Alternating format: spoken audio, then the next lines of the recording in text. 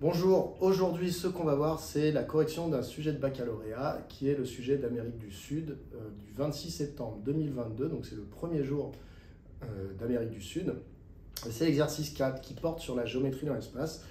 Exercice très intéressant, il balaye beaucoup de notions, il balaye les représentations paramétriques de droite, les équations cartésiennes de plan, les distances d'un point à un plan, les volumes de tétraèdres, etc. Voilà.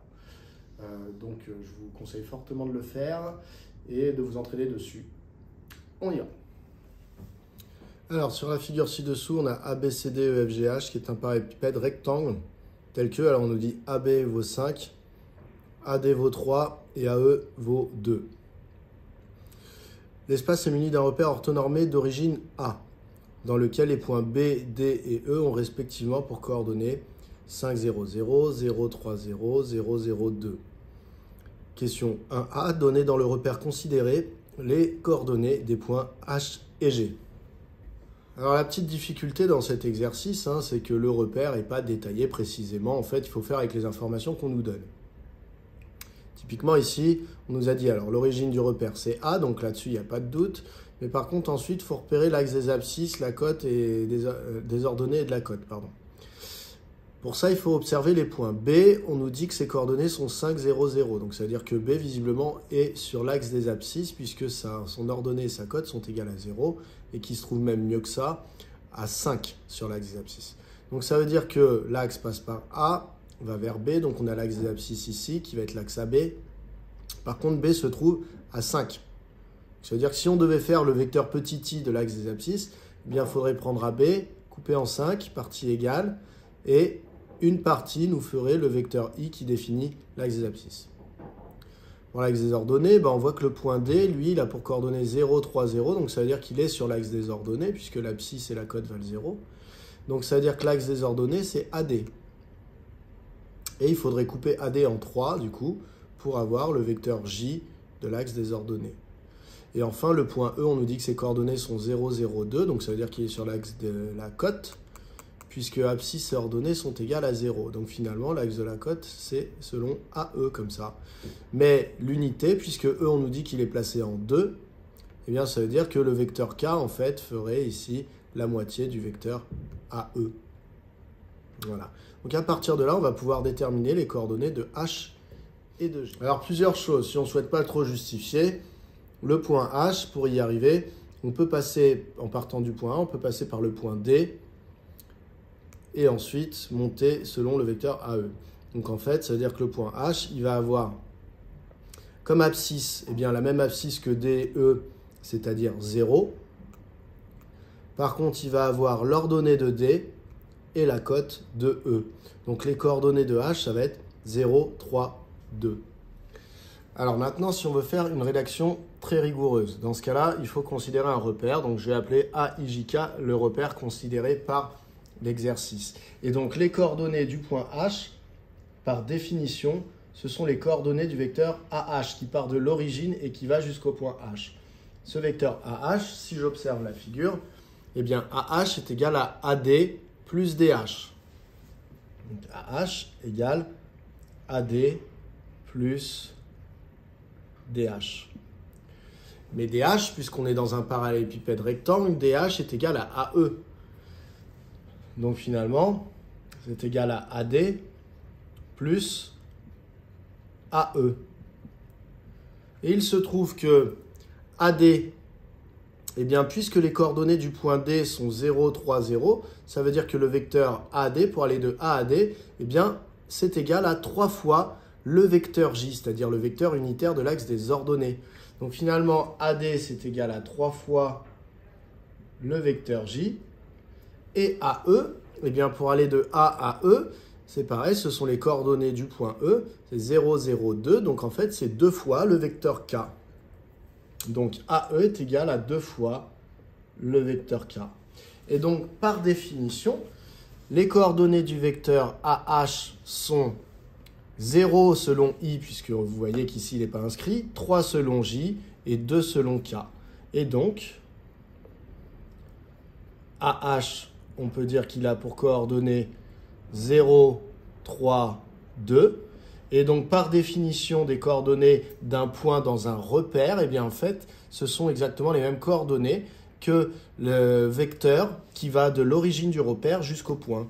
Donc, H a pour coordonnées 0, 3, 2. Voilà pour le point H de manière très rigoureuse. On nous demandait aussi pour G. Alors, pour G, on va faire de la même manière. On va exprimer le vecteur AG en fonction de I, J et K. Et donc, les coefficients devant I, J et K seront les coordonnées du point G. Donc, AG,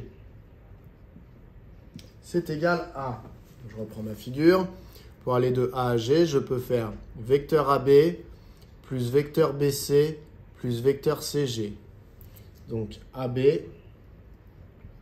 plus BC plus CG. Mais le vecteur BC est égal au vecteur AD. Donc ça me donne AB plus, du coup le vecteur BC c'est le vecteur AD, plus, et le vecteur CG est égal au vecteur AE. Vous voyez, je fais apparaître systématiquement A afin d'écrire en fait que les coordonnées de chacun des vecteurs sont tout simplement les coordonnées des points, des extrémités ici. Alors AB, eh bien comme B a pour coordonnées, c'est noté ici 5, 0, 0, ça veut dire qu'en fait AB c'est égal à 5 fois le vecteur I. Donc je remplace AB par 5 fois le vecteur I. Plus AD, comme D a pour coordonnées 0, 3, 0, ça veut dire que AD, le vecteur, est égal à 3 fois le vecteur J. Et enfin, AE, on a déjà vu, hein, c'est égal à 2 fois le vecteur K. Donc ici, ça nous donne 2 fois le vecteur K. Donc, ça veut dire que le vecteur AG a en fait comme coordonnées 5, 3, 2 dans le repère A, I, J, K. Donc 5, 3, 2. Et que donc, ça veut dire que le point G a également pour coordonnées 5, 3, 2 dans le repère A, I, J, K. Alors dans la question suivante, la question 1b, on nous dit donner une représentation paramétrique de la droite GH. Donc la droite qui est ici. Voilà. Donc pour avoir une représentation paramétrique, j'ai besoin de deux choses. J'ai besoin d'un point de la droite. Alors là, j'ai l'embarras du choix entre G et H. Je peux choisir par exemple H. Pourquoi je choisirais H plutôt que G? Je vois une coordonnée qui est égale à 0, c'est toujours plus simple dans les calculs. Mais vous pouvez tout à fait choisir G. Et ensuite, il me faut un vecteur directeur pour ma droite. Alors ici, le point H, donc on a dit que c'était bon. Et le vecteur directeur, comme la droite s'appelle GH, le vecteur directeur, je peux tout à fait prendre par exemple HG ou alors GH. Voilà, donc j'ai un point, un vecteur directeur, je vais pouvoir écrire la représentation paramétrique. Alors, vous aurez rectifié ce que je viens de dire, hein. J'ai dit la représentation paramétrique, il n'y en a pas qu'une, hein, donc je vais pouvoir écrire une représentation paramétrique. Donc, première chose, j'ai un point qui appartient à la droite GH. Ce point, c'est le point H. Ensuite, j'aimerais bien trouver les coordonnées de GH ou de HG. Bon, moi, sur mon dessin, ici, j'ai dessiné HG. Donc, ici, je vais calculer les coordonnées de HG. Si vous avez fait GH, vous devez trouver exactement l'opposé de ce que je vais trouver moi. Donc, HG, c'est coordonnées du point G, 5, 3, 2, à qui je dois retirer les coordonnées du point H, 0, 3, 2. Donc, finalement, eh bien, HG a pour coordonnées 5, 0, 0. Et donc, je dis tout de suite que c'est un vecteur directeur de la droite GH. J'ai donc un point et un vecteur directeur.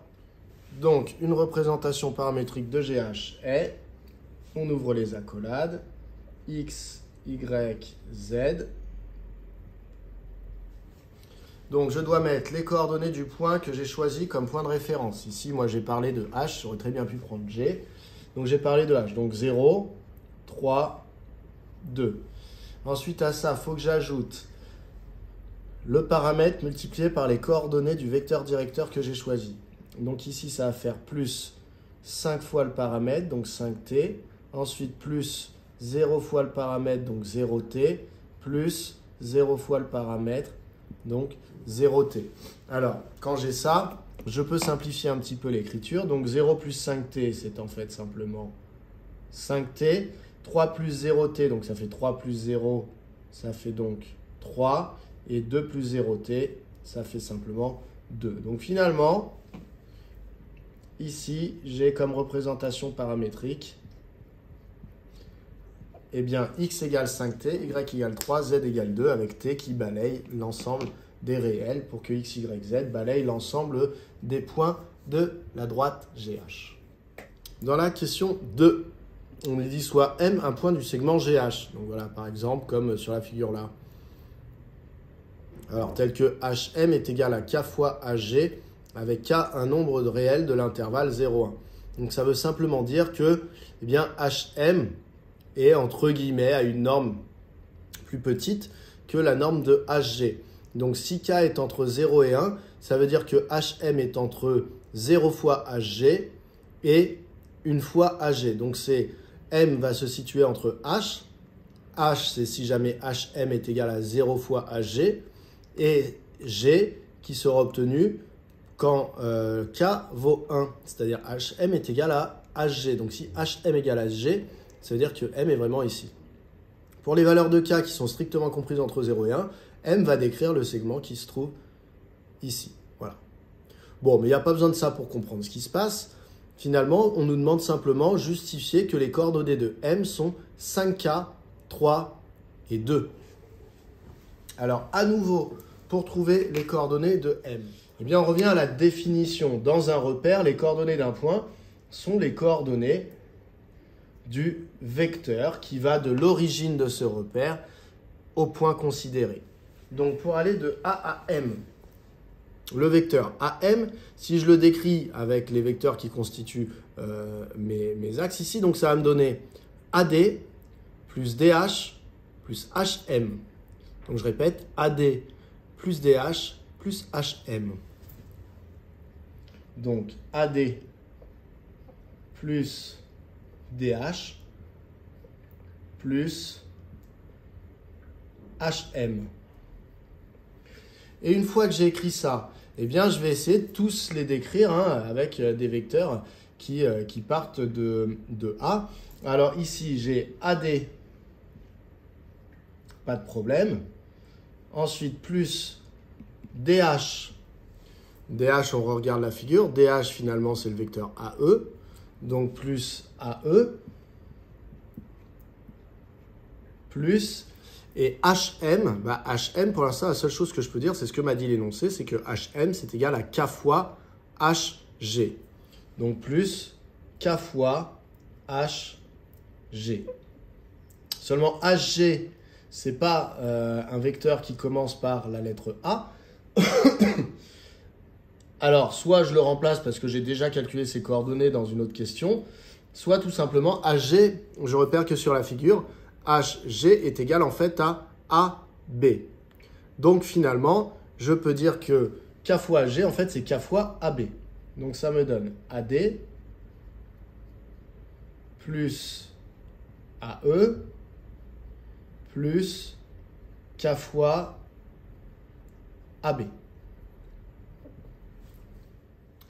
Alors, AD, eh bien AD, comme on l'a dit depuis le début de l'exercice, AD c'est égal à 3 fois le vecteur J.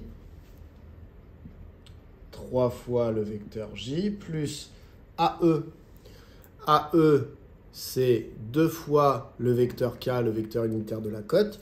Donc 2 fois le vecteur K. Alors attention, le vecteur K, je l'avais choisi sans savoir qu'il y avait un K qui allait apparaître ici. Bon, maintenant, c'est pas gênant au niveau des notations parce que là, c'est avec un vecteur, alors que là, il n'y a pas le vecteur, donc c'est vraiment un nombre. Donc on peut garder quand même ces notations. Plus K fois, et donc le vecteur AB, on a dit dès le début qu'en fait, c'était égal à 5 fois le vecteur petit i. Donc 5 i. Donc, je peux réordonner si je veux donner les coordonnées de ce vecteur. Donc, d'abord les i, puis les j, puis les k. Donc, ça donne 5k fois i, donc c'est ça, plus les j, donc 3j, plus 2k. Ça, c'est le vecteur AM qui se décompose comme cela. Donc finalement, ça veut dire que le vecteur AM, dans le repère considéré ici, il a pour coordonnées 5K, 3, 2. Et donc comme A, c'est bien l'origine du repère, ça veut dire que le point M a pour coordonnées 5K, 3, 2, ce qui nous était demandé par l'énoncé. Alors ensuite, on nous dit en déduire que AM scalaire CM est égal à cette expression en fonction de K. Bon bah, on va faire le produit scalaire avec la formule analytique du produit scalaire, c'est-à-dire avec les coordonnées xx' plus yy' plus zz'. On peut faire cette formule parce que le repère qui a été choisi par l'exercice est orthonormé. Ici, on a un angle droit entre AE et AB, on a un angle droit entre AB et AD, et entre AD et AE. Donc le repère étant orthonormé, on peut utiliser cette fameuse formule du produit scalaire. Donc je signale bien que je suis dans un repère orthonormé. Je vais avoir besoin des coordonnées du vecteur AM. Le vecteur AM, pour calculer ses coordonnées, eh bien, ce sont les coordonnées du point M moins les coordonnées du point A. Le point M, on vient de dire qu'il avait comme coordonnées 5K, 3, 2. Donc ça fait 5K, 3, 2. Les coordonnées de A, comme c'est l'origine du repère, sont 0, 0, 0.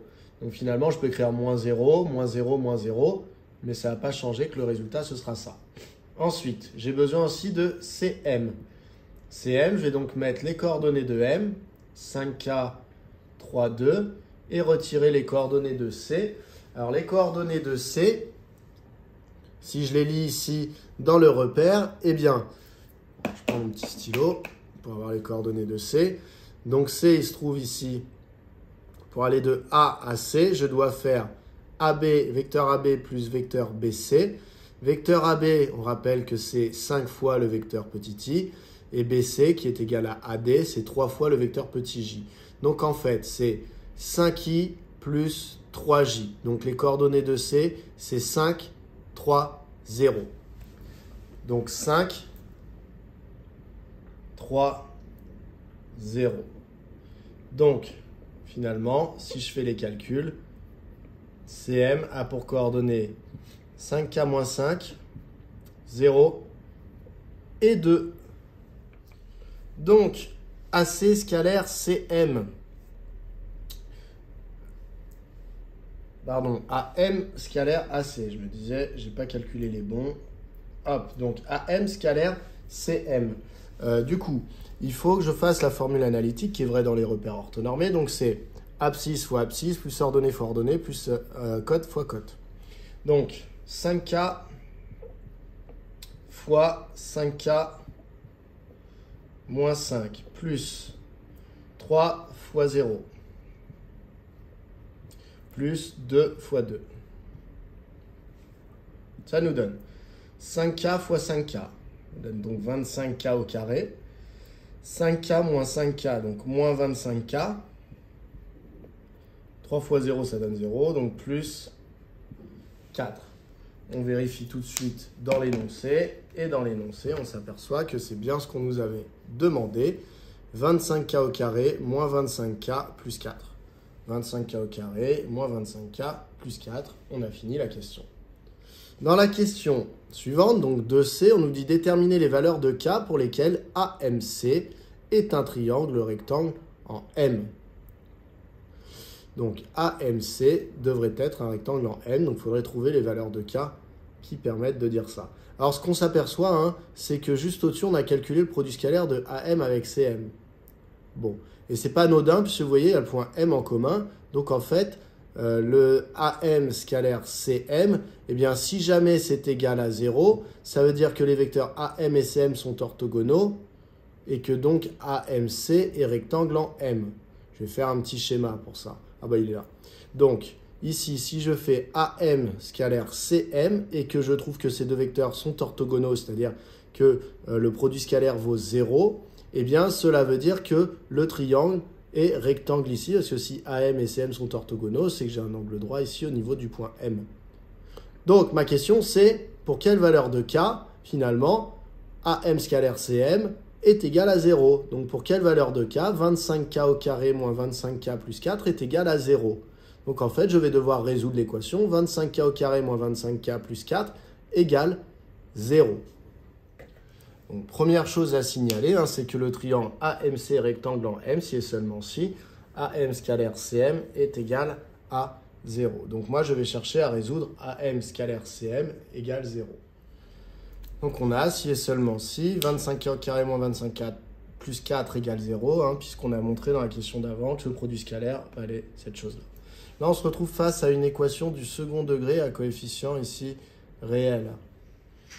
Donc on le dit, cette équation est du second degré avec A qui vaut 25, B qui vaut moins 25 et C qui vaut 4. Je vais pouvoir donc calculer le discriminant delta qui vaut B au carré moins 4 AC, ce qui est égal à moins 25 au carré moins 4 fois 25 fois 4, ce qui est égal à 225.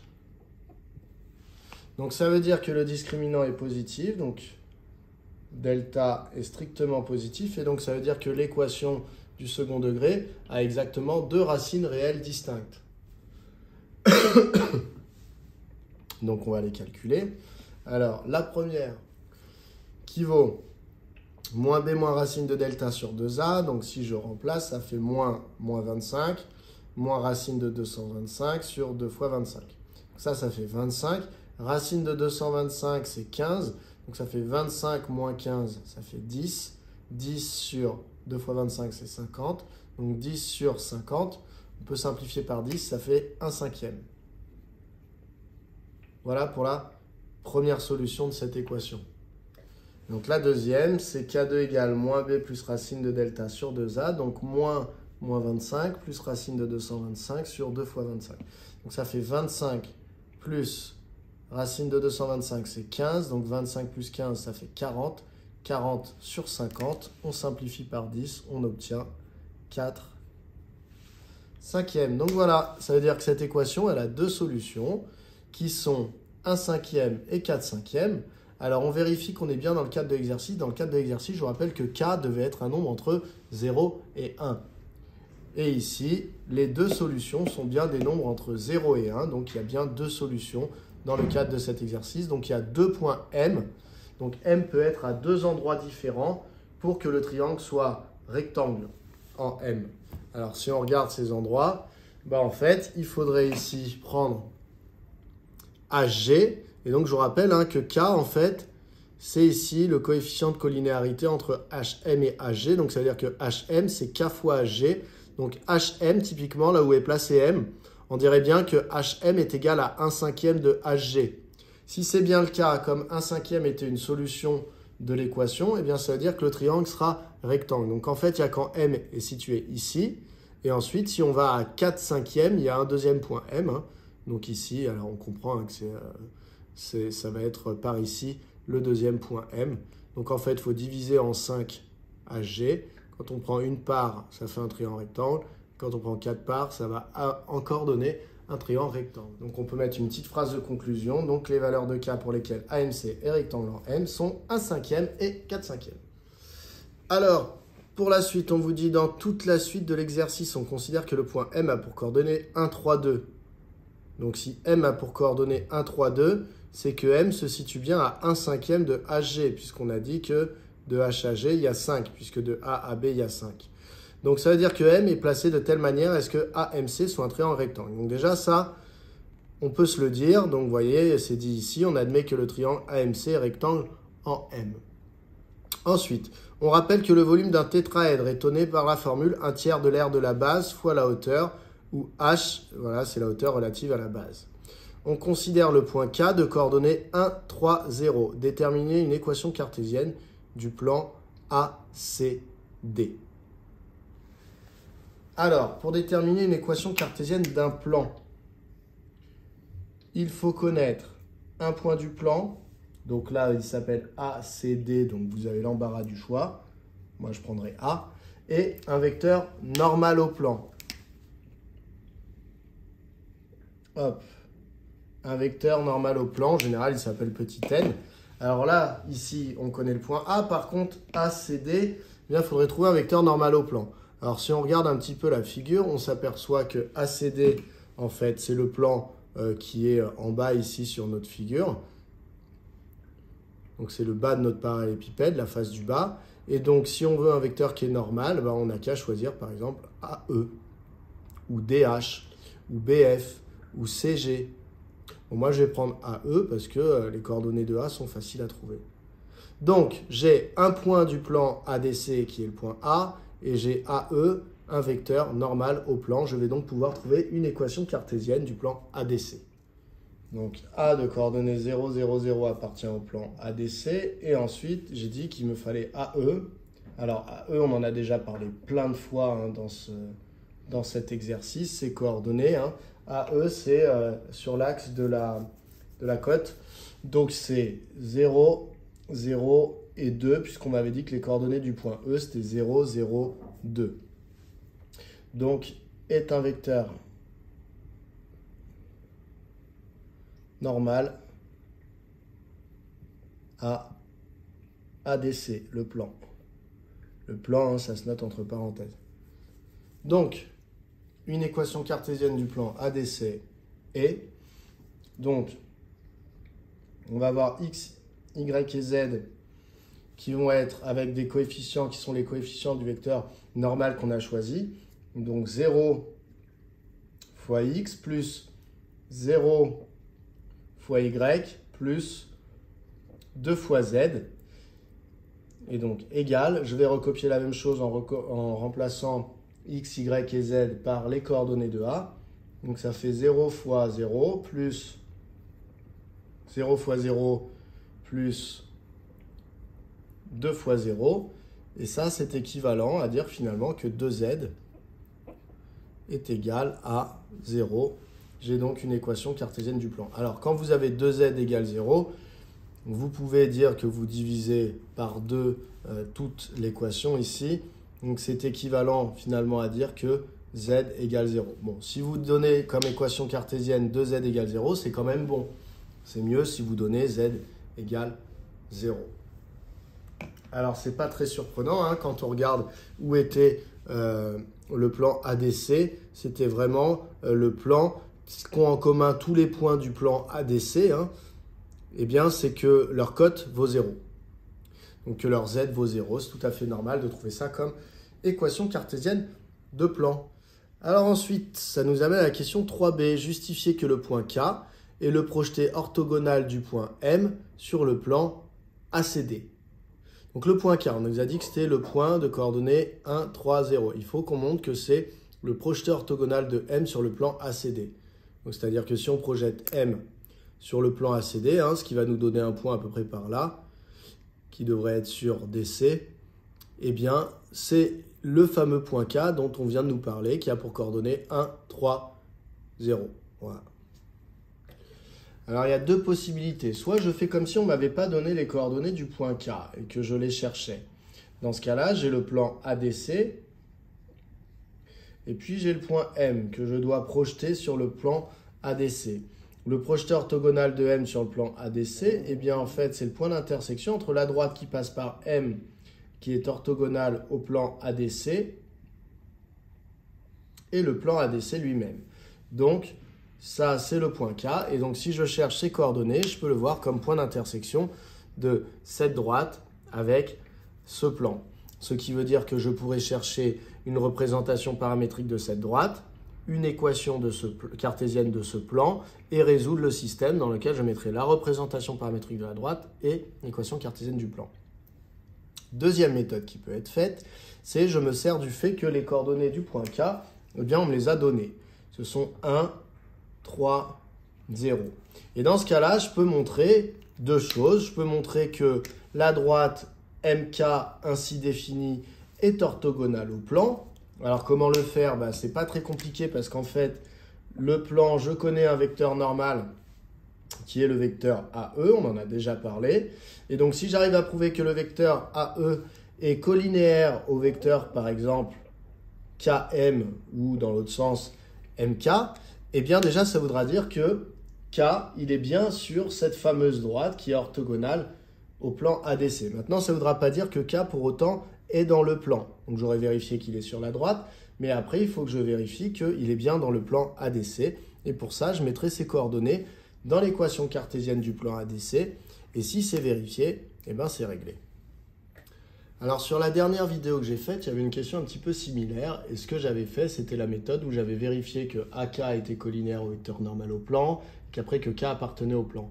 Donc là, je vais faire l'autre méthode. Je vais chercher directement les coordonnées du point d'intersection de la droite qui passe par M orthogonalement au plan et le plan. Donc, je vais avoir besoin d'une représentation paramétrique de cette droite. Donc, je note delta, la droite passant par M, et de vecteur directeur AE, puisque je vous rappelle que le plan ADC, eh bien, un vecteur normal, c'est le vecteur AE. Donc, j'ai défini par delta la droite qui passe par M et qui a pour vecteur directeur AE. Donc, ce sera la droite orthogonale au plan ADC qui passe par M. Donc, une représentation paramétrique est, donc x, y, z, les coordonnées du point de référence, donc 1, 3, 2, plus les coordonnées du vecteur directeur de la droite fois le paramètre, donc plus 0t, plus 0t, plus 2t. T appartenant à R. Bon. Ici, 1 plus 0t, finalement, ça fait simplement 1. Et 3 plus 0t, ça fait simplement 3. Donc voilà, j'ai une représentation paramétrique de cette fameuse droite delta ici. Voilà. Donc maintenant, il va falloir que je trouve le point d'intersection entre cette droite delta et le plan ACD, qui est le plan qui est là. Pour trouver le point d'intersection, eh bien, il va falloir que je résolve un système où dedans je vais mettre la représentation paramétrique et l'équation cartésienne du plan ADC. Donc les coordonnées du projeteur orthogonal de M sur ACD vérifient. Alors je ne sais pas encore que c'est le point K. Hein. Donc la représentation paramétrique de droite, x égale 1, y égale 3, z égale 2 plus 2t. Et aussi l'équation cartésienne du plan ACD, je vous rappelle que c'était z égale 0. Voilà. Donc il va falloir que je fasse la résolution de ce système. Donc ça, c'est pas très compliqué. Ce système est équivalent du coup à x égale 1, y égale 3. En fait, il est déjà quasiment résolu. Hein. Z, on me dit que c'est 0. Et il reste juste à vérifier que ici, eh bien, c'est bien cohérent. Donc ici, on va avoir z, donc ça fait 0 égale 2 plus 2t. Et on a z égale 0. Donc on a déjà terminé. Hein. Finalement, on n'a pas besoin de trouver t. Donc ici, on a les coordonnées du point d'intersection des deux qui sont 1, 3 et 0. Alors je sais que vous aimez bien terminer les résolutions de système. Donc on va le faire. X égale 1, y égale 3, donc z égale 0. Et ici, ça a donné 2t égale moins 2. Donc t égale moins 2 sur 2, donc t égale moins 1. Voilà. Mais concrètement, ce qui nous sert après, c'est juste les coordonnées qui se trouvent ici, qui sont les coordonnées du point d'intersection. Et le point d'intersection, il se trouve que c'est le projeté orthogonal. Donc le point K de coordonnées 1, 3, 0 et le projeté orthogonal de M sur ACD. Ça nous donne la question 3C, en déduire le volume du tétraèdre MACD. Donc ici, le tétraèdre MACD, donc MACD, donc c'est la pyramide ici. Pour trouver le volume, on m'a rappelé que c'était 1/3 de l'aire de la base que je choisissais, fois la hauteur qui est relative à cette base. Donc vous voyez typiquement ici la pyramide ACDM, elle est posée sur la base ACD. Donc si je prends comme base le triangle ACD, eh bien la hauteur, ça va être la distance qu'il y a entre le point M et le plan ACD. Ce sera la hauteur de ma pyramide. Donc, je vais calculer ici l'aire de la base ACD. ACD qui est un triangle rectangle, donc je devrais m'en sortir pour la formule de l'aire de ce triangle. Et je multiplierai ensuite par la distance qui est entre le point M et le plan ACD. Et cette distance, je sais que c'est la distance de M à son projeté orthogonal. Donc ça va être la distance de M jusqu'à K. Donc je vais calculer MK, je vais calculer l'aire du triangle ACD, je vais multiplier les deux, ça m'aura fait aire de la base fois hauteur, et à la fin je vais multiplier par 1/3 et j'aurai le volume de cette pyramide. Donc si je prends les dimensions qui m'ont été données au tout début de l'énoncé, les dimensions du parallélépipède ici rectangle, donc j'avais AB qui mesurait 5, AD qui mesurait 3. Donc DC, ça mesure pareil que AB, hein. Donc ça mesure 5 et AD, ça mesure 3. Donc je me retrouve en fait avec un triangle ADC qui est comme ça, rectangle en D, avec les dimensions qui sont là. Et donc si je veux calculer l'aire du triangle ADC, eh bien c'est égal à, donc l'aire d'un triangle normalement c'est base fois hauteur divisé par 2. Il se trouve que quand il est rectangle, on peut prendre comme base par exemple le côté DC et la hauteur du coup devient AD. S'il n'est pas rectangle, c'est toujours un peu plus compliqué. Par exemple, sur un triangle comme celui-là, si je prends comme base ce côté, il faudrait que j'arrive à trouver la hauteur ici, issue du coup du sommet qui se trouve ici. Et donc, ce serait plus compliqué. Mais si le triangle est déjà rectangle, en fait, c'est facile, cette hauteur, on la connaît déjà. Donc, c'est le cas ici. Donc, ça nous donne AD fois DC sur 2. Ce qui est égal à AD, c'est 5, DC, c'est 3. Donc 5 fois 3 sur 2. Donc c'est égal à 15 demi pour l'aire de ADC. Maintenant, il ne me reste plus qu'à trouver la hauteur issue du coup du point M. Et donc, on a dit que c'était la distance entre M et le plan ADC, c'est-à-dire la distance entre M et son projeté orthogonal qu'on a appelé K. Donc, il faut que je calcule la distance MK, ça me permettra de compléter la formule du volume de notre tétraèdre. Alors, plusieurs manières pour calculer cette distance MK. Soit vous utilisez des considérations ici géométriques du type en fait, MK, le vecteur MK est égal au vecteur HD. Donc ici, la norme de MK est égale à la norme de HD. Et HD, on sait que ça vaut 2 d'après l'énoncé. Soit sinon, vous reprenez la formule qui est vraie dans un repère orthonormé, qui est que c'est égal à la racine carrée de xk moins xm au carré, plus yk moins ym au carré, plus zk moins zm au carré. Donc, ça nous donne quoi? Les coordonnées du point K, on nous a dit que c'était 1, 3, 0. Donc ça va faire 1 moins quelque chose, plus 3 moins quelque chose, plus 0 moins quelque chose au carré. À chaque fois, le quelque chose, c'est les coordonnées du point M. Coordonnées du point M, vous avez dit que c'était 1, 3, 2. 1, 3, 2. Donc finalement, c'est égal à 1 moins 1, ça va faire 0 au carré, donc 0. 3 moins 3, ça fait 0 au carré, ça donne 0. Donc finalement, ça fait moins 2 au carré, c'est-à-dire 4. Donc ça donne racine de 4, c'est-à-dire 2. Donc finalement, on a bien prouvé ici, par des considérations avec des coordonnées, que la distance MK était bien égale à la distance AE, c'est-à-dire A2. Et donc, on peut calculer le volume du tétraèdre MACD. MACD, c'est 1/3 de l'aire de la base qu'on choisit. On a choisi ADC ici, donc 15 demi, fois la hauteur qu'on a choisie ici, donc MK. C'est donc égal à 1/3 fois 15 demi fois 2. Alors là, il y a plein de choses qui se simplifient, hein. Les 2. Ensuite, le 3 avec un 3 du 15, puisque 15, c'est 5 fois 3. Donc finalement, le volume est égal à 5. Si on veut mettre une unité, ici on va dire unité de volume, puisqu'on ne nous a pas précisé si l'unité graphique c'était le centimètre ou le mètre, etc.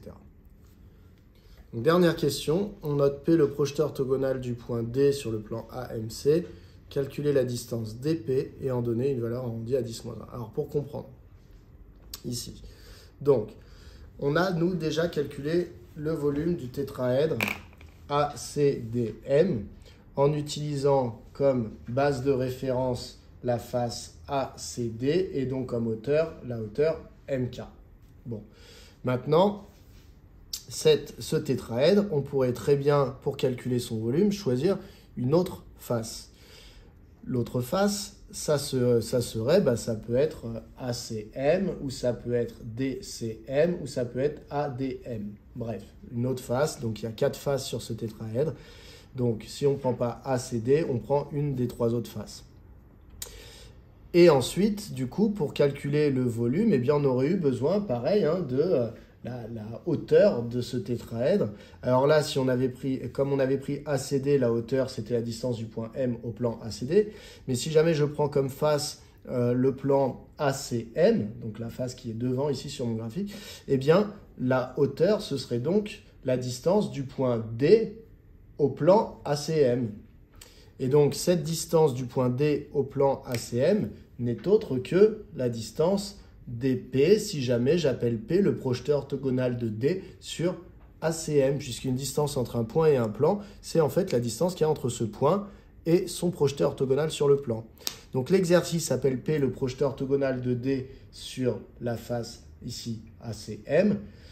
Donc en fait, je pourrais calculer le volume de cette pyramide, de ce tétraèdre, en faisant l'aire du triangle ACM, multiplié par la hauteur du coup relative à cette base ACM qui serait la distance dP. Donc je vais me l'écrire. Donc le volume du tétraèdre ACDM eh bien, pourrait être calculé en faisant 1/3 de l'aire du triangle ACM fois la hauteur. Et la hauteur, c'est donc la distance entre D et le plan ACM, c'est-à-dire la distance de D au point P. Alors, ce calcul de volume, il est sympathique, mais en fait, je ne pourrais pas le faire puisque je ne sais absolument pas les coordonnées du point P et donc je ne sais pas du tout comment calculer la distance dP. J'aurais besoin des coordonnées de P que je n'ai pas.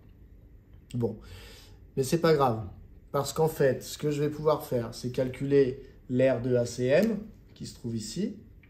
Ça, je vais m'en sortir parce que je vous rappelle qu'on a admis que ACM était rectangle en M. Donc, je vais pouvoir m'en sortir comme ça. Et je vais aussi pouvoir dire que le volume de ACDM, finalement, il a déjà été calculé quand on avait pris comme référence la face ACD et on avait trouvé que c'était 5. Donc ça, je sais que ça vaut 5. L'aire de ACM, je vais pouvoir la calculer. Ça va me permettre de déterminer dP sans connaître les coordonnées du point P. Donc ça, c'est équivalent à dire que donc, le volume de ACDM, eh bien, on a vu que c'était 5 dans la question précédente.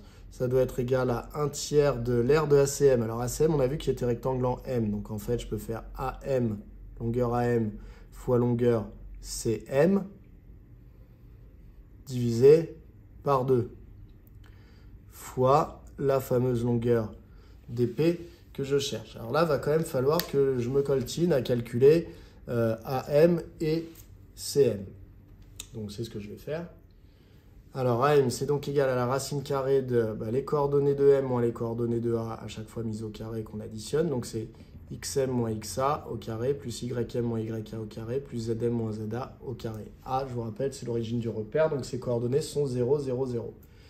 Donc ça nous donne la racine carrée de 1 au carré, ça fait 1. 3 au carré, ça fait 9. Donc 1 plus 9, ça fait 10. Plus 2 au carré qui fait 4, donc ça fait 10 plus 4, ça fait racine de 14. Donc ça, c'est la distance AM. Maintenant, je vais calculer la distance CM. Pour calculer la distance CM, je fais la même méthode qu'au-dessus. Donc les coordonnées de M moins les coordonnées de C. 5, 3, 0. C'est donc égal à la racine carrée de. Ici, je me retrouve avec 1 moins 5, ça fait moins 4. Moins 4 au carré, ça donne 16. Plus 0 au carré, donc 0, donc ça fait toujours 16. 16 plus 2 au carré qui fait 4, donc 16 et 4, 20. Donc finalement, c'est la racine carrée de 20. Alors je pourrais simplifier un petit peu, hein, ou pas. Hein. Pour l'instant, ce n'est pas mon résultat final, donc je ne suis pas obligé de simplifier tout de suite.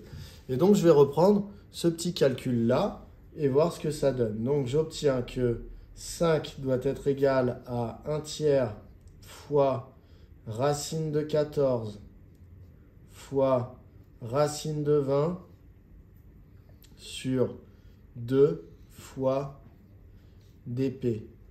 Ce qui est équivalent à dire que 5 est égal à... Alors ici, on va peut-être faire un petit peu de calcul. Donc ça fait racine de...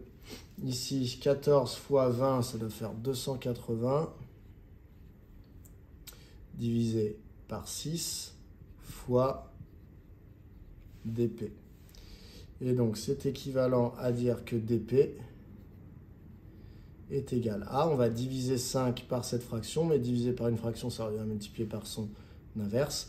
Donc, ça va me donner 6 sur racine de 280 fois 5, ce qui est égal à 3 racine de 70 sur 14.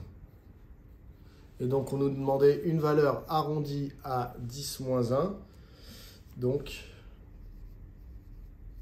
dp est environ égal à... Alors, la calculatrice va vous annoncer 1,79. Donc, à 10 moins 1, ça fait 1,8. Voilà. Ça y est, on a terminé. Donc, vous voyez, c'est un exercice où il faut bien maîtriser les notions pour s'en sortir, comme généralement ces exercices de géométrie dans l'espace. Donc je vous conseille d'en faire plein. Vous en avez sur le site monbackenmath.fr, vous en avez aussi sur YouTube si vous cherchez. C'est peut-être un petit peu plus compliqué à chercher. Et il faut vous entraîner à en faire plein. À bientôt.